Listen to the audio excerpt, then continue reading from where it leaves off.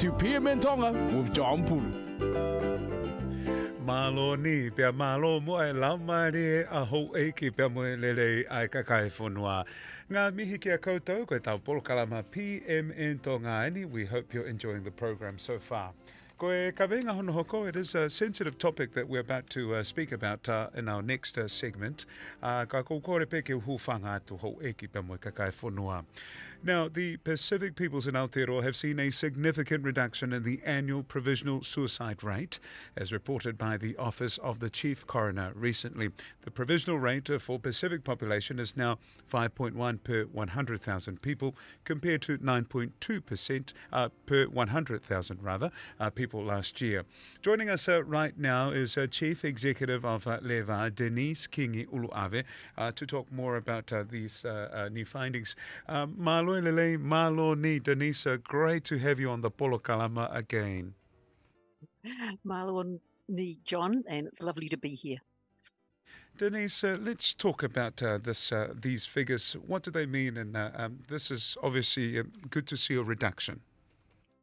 Yes. And, you know, whenever we're talking about figures and data, John, we must remember that these are people, you know, and they had loved ones who are, you know, grieving for the loss of that loved one. And so I'd just like to acknowledge all of those families out there and friends, you know, who have lost somebody to suicide. Our hearts are with you all. And it's very encouraging to see the reduction in rates of suicide for our Pacific communities.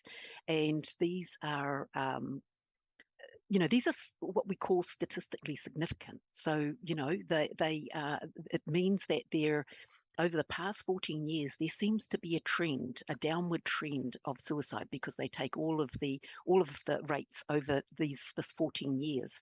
And as you'll notice in the media release, that the only group that had statistically significant reduction was the Pacific communities. And so we have to look at, what's happening within our communities to be able to try and make sure that we do more of what we think is working for us. What would you say is helping reduce the suicide rates that we experience in our community, Denise? Suicide is a really complex issue. You know, I know people just want to say, look, just name 2 or 3 things that might be contributing to this, but it's a global issue right around the world. People are struggling with, and many countries, you know, with lots of investment into reducing suicide, have not been able to reduce those rates. And so it is complex. So there are multiple factors that impact on somebody who reaches a stage where they're feeling a sense of hopelessness and helplessness.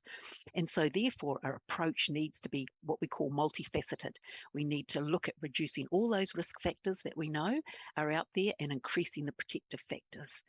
And so what we've seen over time is, you know, a number of different areas. And so what I'll start talking about is what we do at Ulu'ave, which is because we're the National Pacific Suicide Prevention Program.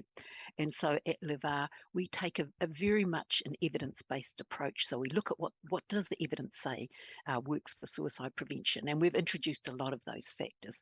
We take what we call a holistic approach to well-being, which is what our people, you know, we're relational people. And so we can't just work with an individual. We have to work with their whole ecosystem, which means working with families, working with communities, and looking at societal factors.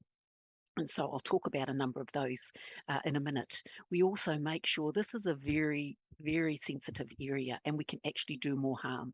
So we take a very clinical approach. So everything we do doesn't harm our communities. And we also look at the data. So we look at what is the data telling us. We know that males are more likely to take their lives 3 times more than our females in the community. And so what is it about our females? And so we need to target our approach and our interventions to particularly our males, but not excluding our females. And so that's kind of the approach that we take at Ulu'ave. But I would like, you know, as we know, it's a complex issue. No one organization, no one person, no one society can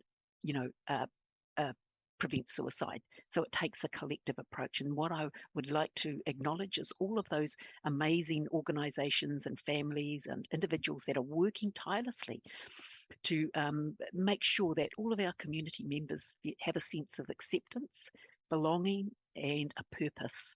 And so just a real shout out to all of those people and communities and organisations like yourself doing your bit to make sure that we have a really strong sense of community and connectedness. Whawhetai pia, whamalo lahi atu, Denise, to you and the team for the work that you're doing in your space to help our families.